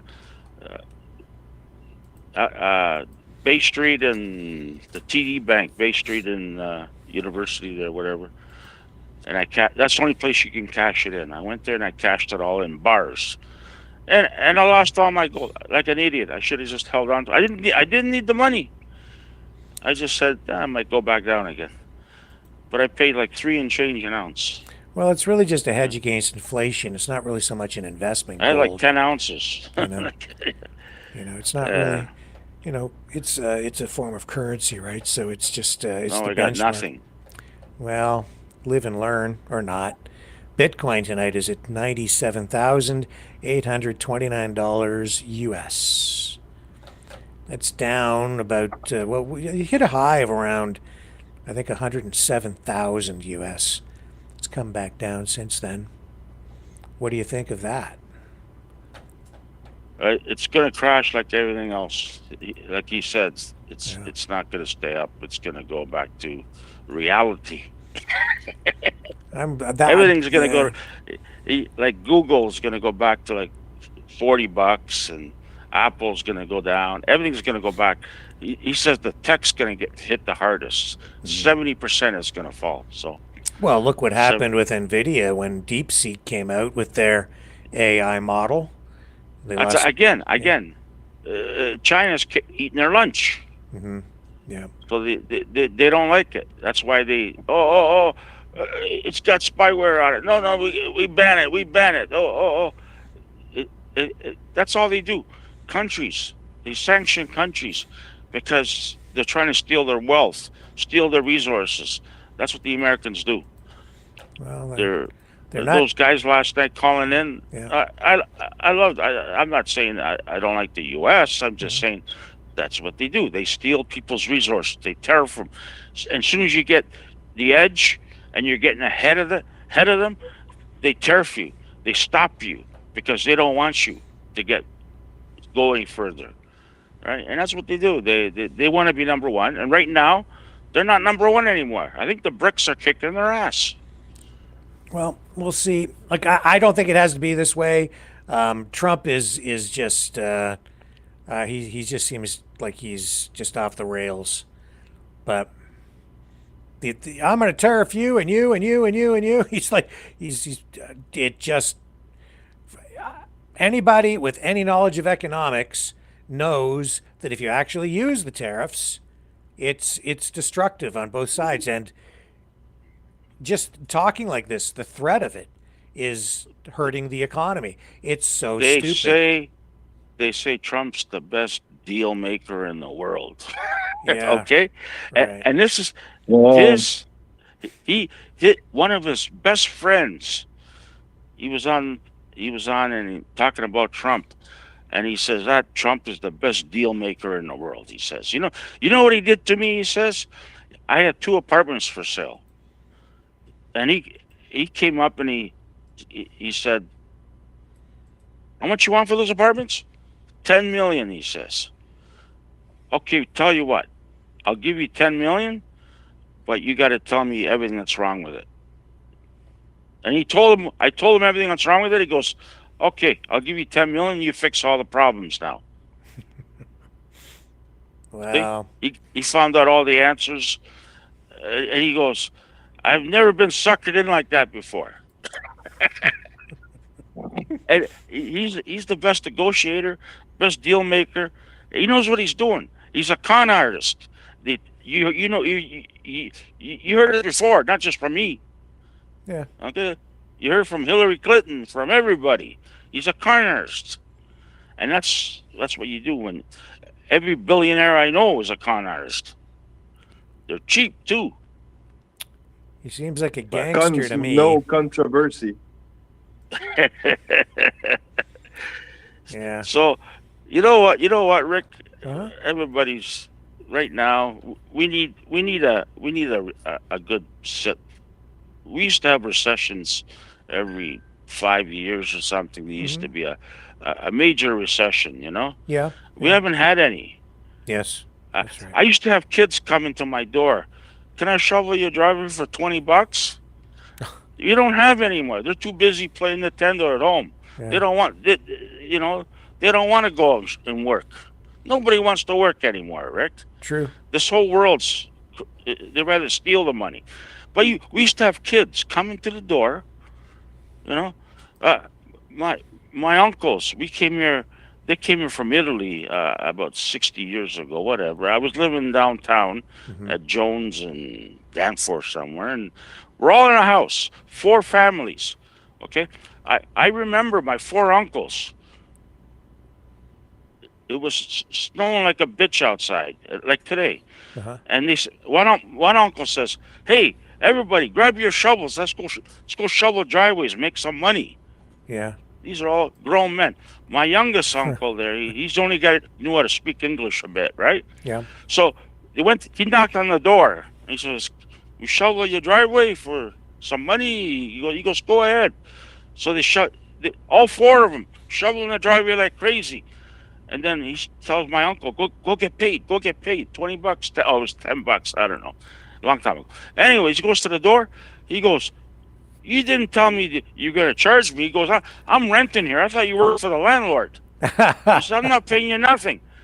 So my older uncle goes, "Okay, guys, throw the snow back on the driveway." So they threw the snow back on the driveway. Yeah. But today, I don't see any kids walking around with a shovel, going door to door to shovel the driveways. Do you have any in your neck of the woods? Well, there was one of the neighbor's kids who, 2 things. He wanted to cut the grass, and That's nice. He's supposed to do it once a week. He did it twice all summer. No, doesn't bother me at all. I don't mind cutting the grass. It gets my mind off things for an hour. You're supposed to do it on a regular basis. I see. And and he came one time went last year to offer to do the driveway, but that's all. Kids are lazy today, Rick. Yeah. They're really lazy. When I was a kid, I worked hard. I went out, made as much money as I can. I worked extra hours, and but today nobody wants to work anymore. It's true. It's a different era. I don't know. People got lazy. Well, we've had it, pretty good for quite a while, right? So we need a good shake up recession. Yeah. Teach these kids that life is not. Well, a recession is supposed to happen. It's a natural thing, really, because it gets rid of the dead weight, the businesses that are not really viable, sure. Right? That's right. Yeah, purges the inefficiency. But if you have a government that is protectionist and they try to keep kicking the can down the road, they dump money into things to prop up businesses that shouldn't be propped up. Basically, it's a form of reconstruction or purification of the system. Yeah, just yes, exactly, yep. Dragon. That's right. So it's and then the longer they go without that happening, when they artificially prop things up, it makes the bubble bigger and bigger, and then when it does happen, it's really bad. That's what Harry Dent said. This one's going to be really bad. Yeah. You want a healthy analogy out of this? It's like if the economy is having a flu. Everyone's having like diarrhea once in a while. So, I mean, you got to purge all the bad stuff once in a while. Yeah. So who knows? Maybe Trump knows this. Maybe he wants to get it out of the way with creating problems all over the world. It's going to be like a global thing, right? So if he gets it out of the way, then he's got 3 years that he can rebuild instead of 6 months. You know what I mean? If it does happen in 2027, he's almost out the door, right? Yeah. Because but actually, he still have 2 more years, right? So, but anyways, that's what they're saying. He's saying before 2027, it's going to be a massive, but he's saying it's going to last a few years. I don't know. So it's not going to be like a one-day thing. I don't know, John. So anyhow, it's be careful what you buy, what you spend. People are not buying right now. A lot of people, right? And of course, I wouldn't be buying. I'm not buying anything either. It's too volatile. We don't know what's around the corner now. That's what I've been saying. I think he's being very irresponsible in what he's doing, just with the way he talks. It has a negative impact on things.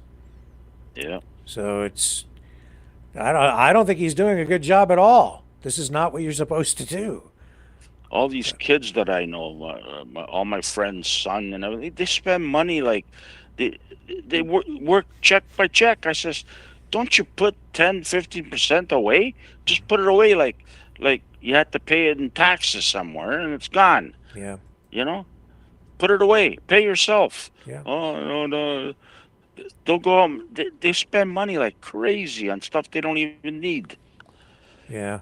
John, let me ask you one question.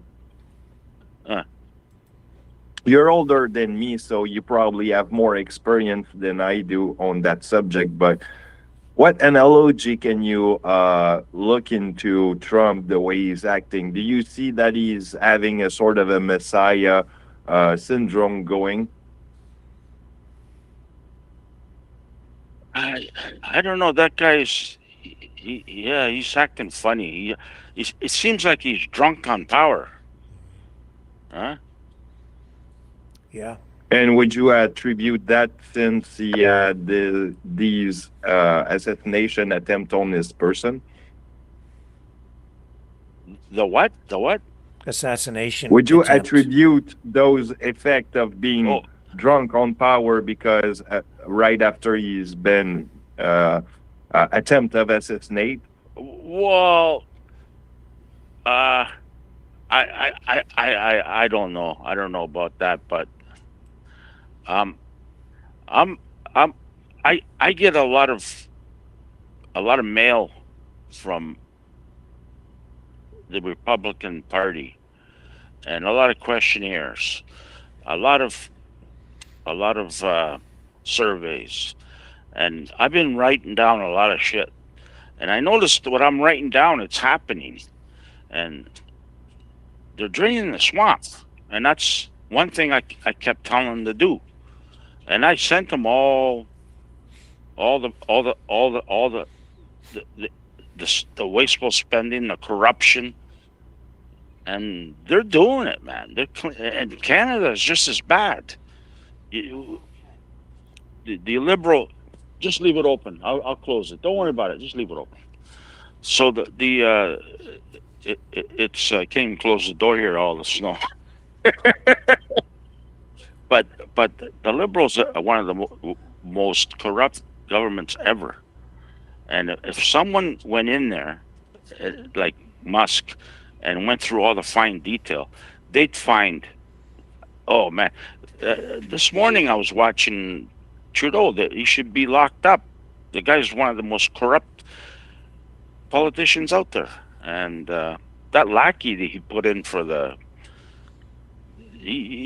guy's he works for Trudeau. He's just it's like, Rick, yeah, I got a job for you. Okay, you're gonna secure the border there. He goes, me, I don't know how to secure a border. Don't worry, we pay you well. Okay, but anyways, it's a joke. Politics is a joke today. Unqualified. I've worked for all the big companies in Toronto, Hydro, TTC, school boards, and I see the waste. And the people that work there, they're just like friends of friends of friends, and it's not who you are, it's what you know. They just get you in there, and you know nothing, and you're making big money. And it's the same with the government. They're all overpaid, unqualified people, and I'm telling you, they don't know what they're doing. They're just, oh, you're Trudeau's friend. Oh yeah, okay, yeah, come on in here. We got a good job for you. Well, we'll put you. Like, anyways, it's sad. It's sad with the way everything's working out. But people don't see the inside. But I see the way. You see, TTC, we had 3 chiefs making $150,000 a year each for one department to run what, 12 guys? For what? The Toronto Transit Commission? Yeah, when I worked at Toronto Transit, yeah. Yeah. They had 3 chiefs making like 150 each, looking after like 12 guys. In like, total, or 12 all you need, each? all you needed was 1. Yeah. But they had 3, and one guy came in from United Way. I don't know how he got in there, but he used to be the big wig at United Way, and he got in there. And he didn't know nothing about TTC, but he came in as a big cheese, making 150 grand. Yeah. And all the people working there didn't know their ass from a hole to the ground. They hired me right away because I've been doing my job for many, many years. So, and then I had to teach everybody because they didn't know. They were just friends of friends. Okay, well, come on, we'll get you a good job here. But this is how the government works, and it's a lot of waste. And they would push me to all these courses because they give you a couple of $1 million, and then if you don't use it, they cut it. Next year you won't get a couple of million, you'll get $1.5 million, right? Because you never used it all. So they have to show that. And the guy told me, he goes, we have to prove that we're using this money, so we're going to send you to all these courses. I said, I don't want to go to those courses. I got no interest in them. Well, we gotta spend some money to use up this money. Oh, fuck. Okay, all right. So here I am. It's such an easy job, but I just couldn't handle the politics in there. It's just no jokes, no. You got to go in there like stone face, sit down. Yeah. About 4 o'clock, 5 o'clock, you leave and go. It's just like if a salesman came in, he couldn't take you out for lunch because he'd be buying you. They're saying so.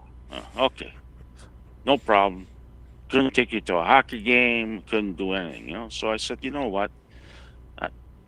The benefits were good. All the perks were good. Same with the school board. You're working too hard, John. You're gonna work yourself out of a job. Take your time. Come on, have a few coffees. Read the paper. Don't work so hard. We don't get that much work here. Are you going to Are you going to go to the auto show or no? In Toronto. I'm gonna watch it Friday on CP on City TV on Channel 7 Breakfast Television. Are they doing like live coverage from there or something? It's gonna be I got a friend that works at the fishing show by the airport, and he keeps telling me free admission. Come on, bring all your friends, and we're gonna get a lot of snow this weekend. I don't want to go anywhere. We're getting dumped on, Rick. I don't know where you live, but we're getting 10 inches tonight. Yep. And another 10 inches Friday. Saturday, Sunday, another 10 inches. I think Monday might be a good day. I don't know. Monday would be a good day to go, but between that and the fishing show, I might just. And ice fishing is free on Monday. You don't have to. You don't need a permit. Put it that way, but I don't ice fish. Well, it's not free, man. You know how much they charge for ice fishing? It's a joke. It's it's like $75 an hour. You know, $75 an hour to go out. Yeah. Why do they charge for ice fishing? Well, they got huts. Yeah. Well, and if you rent they a hut, drive I you guess, there or on a. whatever. Well, you got to cut the ice if you know what you're doing. I guess you don't. If you know what you go to Lake Simcoe or wherever that lake you're talking about. Yeah, Mitchell's Bay. It's a big ice that fishing place is- attraction. Yeah, it's a lot of people go. Yeah, that place is really good. You know, I like that fish. Perch. Perch. Oh yeah. Every time I go to Port Dover, that's what I eat. I eat all the perch there. It's beautiful. It's nice. That's one of my favorite fish is the perch. Yeah, it's good. It's really very good. really nice fish. Yeah. Really nice fish. Yeah. So, and Lake Erie is all perch over there. It is, Port yeah. Dover. Yep. And it's fresh. They fish it every day, and I go there and pickerel. There's pickerel in there, but perch. yeah, there's is the- pickerel too. Yeah, the big but I like the perch myself. Yeah. It's my favorite fish. Perch. Yeah, it's really good. But yeah, it's but Monday you don't need a license. You can go there, drill a hole, if you know what you're doing, and stick a line in there and freeze your ass off. Yeah, you can. Unless you got a hut. Yeah. Well, the huts cost. I don't know if money. I don't know if you could put a tent there. I guess on the ice. Yeah, I don't know. I've seen guys do that. Yeah, as long as it doesn't blow away. Actually, you know what? Speaking of that, I've seen a guy on YouTube the other day. He's a prepper kind of guy, and he was actually promoting some kind of tent actually that you can use for ice fishing for those who like outdoors stuff. So basically, there's a hole in the middle of the tent, and the tent is you can inflate it with hair. So basically, it's like a big bubble. But I mean, it's working. Supposedly, it works well. So I'm not a ice fisher guy, so I cannot say. But I mean, hey, technology, guys. Yep. Yeah. Well, I don't know. The weather sucks right now. I was watching Russia there and Moscow. The river, it must be salt water. It never freezes. Mm. And they even said this river never freezes. Must be salt water, eh? Must be. It must be. Yeah. Yeah, in Moscow. Well, we're getting near the top of the hour here. Why don't you give us a final thought there, Dragon, and then we'll get John to wrap things up tonight.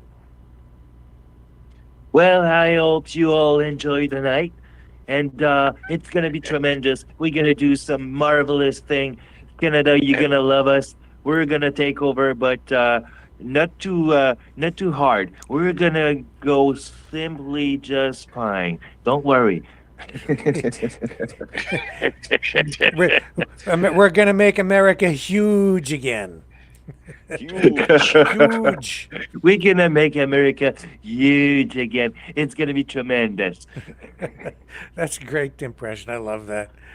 So yeah, wrap us up here tonight, John. I can't beat that.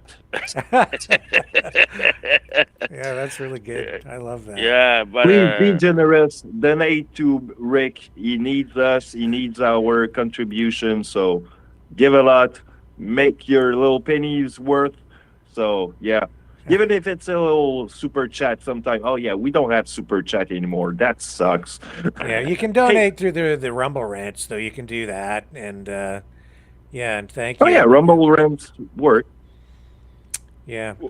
What I do, people out there, if you want to donate, a good way to donate is listen. What I normally do is you buy a prepaid like $25 or $50 credit card at anywhere, grocery stores, shoppers. They're available everywhere, and you can donate online through the chats.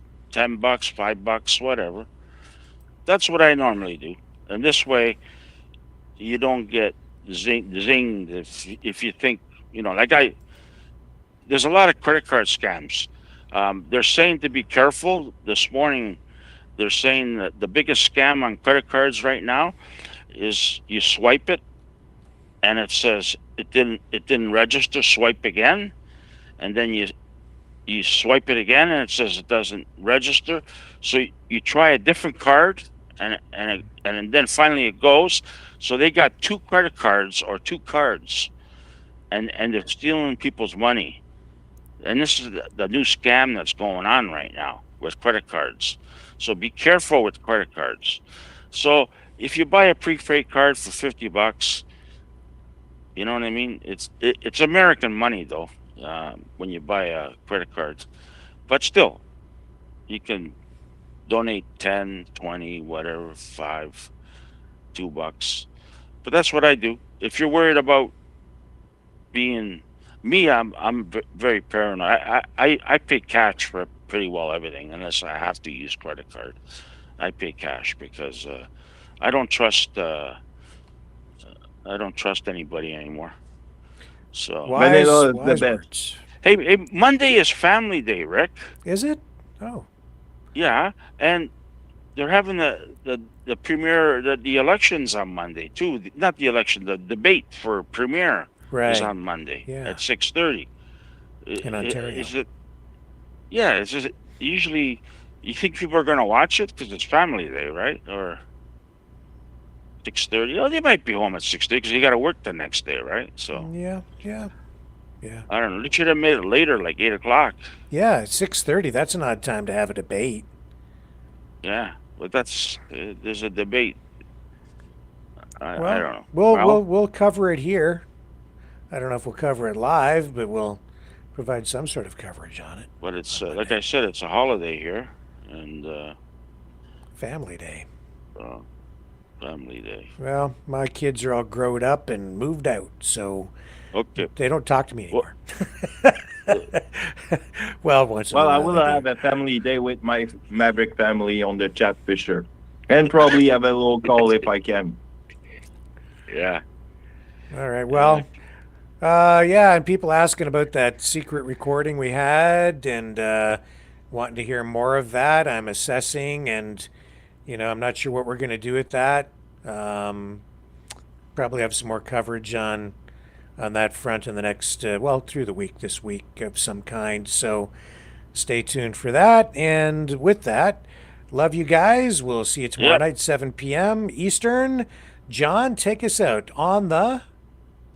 Go Canada, go!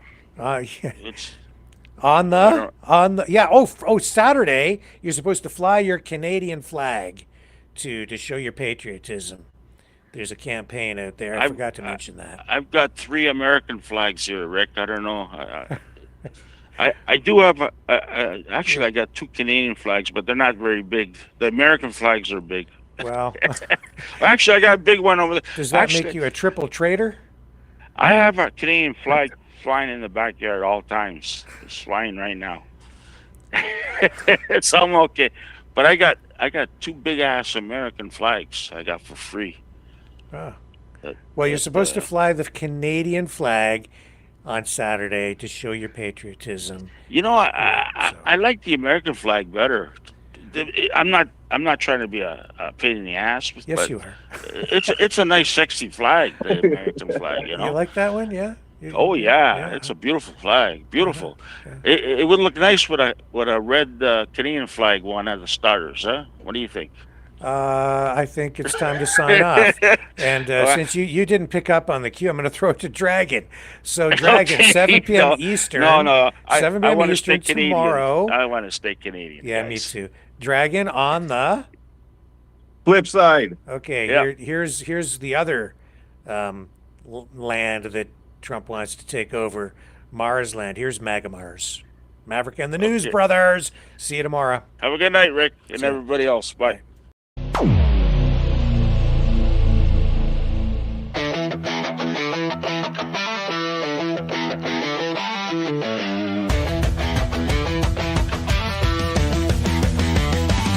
He's got a plan. It's bold and grand, taking over land, sea and sand. Canada's ours. Green Greenland's in the mix. The Panama Canal's just another fix. But Mars, oh Mars, you pesky red sphere, your spying drones are making it clear. It's a threat to Earth, a cosmic sin. But don't worry, folks, he'll make Mars great again. MAGA Mars, you're the 53rd state. Under Trump, your future is great. With Elon Musk and the Space Force too, we're slapping tariffs on your Martian crew. Make Mars great, yeah, make Mars ours. Wave that flag on the red rock stars. We'll impose sanctions, taxes, and fines. Martian exports know they're crossing the line. The Martians cry foul, but Trump doesn't care. He'll build a space wall floating up there. Elon's on board with rockets ablaze. The stock market's loving this Martian craze. He says, trust me, folks, I know the deal. Martian gold is ours, this plan is real. MAGA Mars, you're the 53rd state. Under Trump, your future is great. With Elon Musk and the Space Force too, we're slapping tariffs on your Martian crew. Make Mars great, yeah, make Mars ours. Wave that flag on the red rock stars.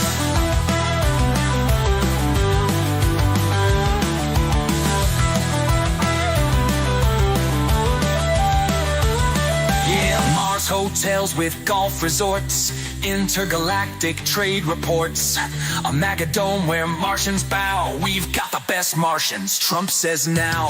Fake news claims the plan's absurd, but Trump tweets back, it's the final word. Martian drones not on my watch. Space Force ready to kick it up a notch. MAGA Mars, you're the 53rd state. Under Trump, your future is great. With Elon Musk and the Space Force too, we're slapping tariffs on your Martian crew. Make Mars great, yeah, make Mars ours. Wave that flag on the red rock stars. So buckle up for the Martian fight. Trump's taking over the Martian night. It's all for freedom, it's all for the win. Oh, say can you see, he'll make Mars great again.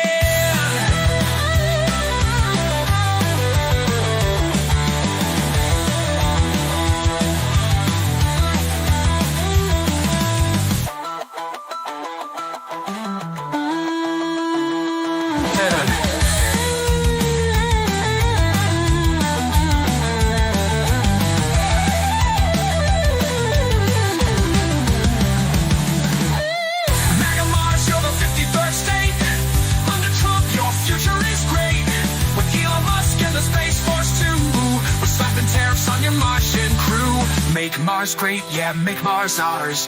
Wave that flag on the red rock stars.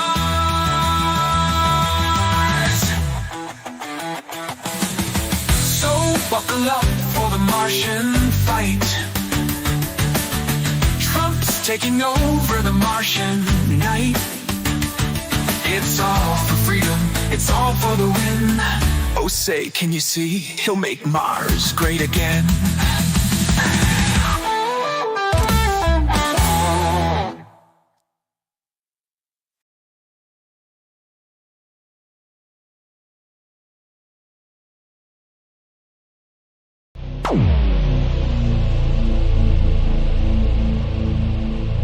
This has been a Maverick Multimedia production.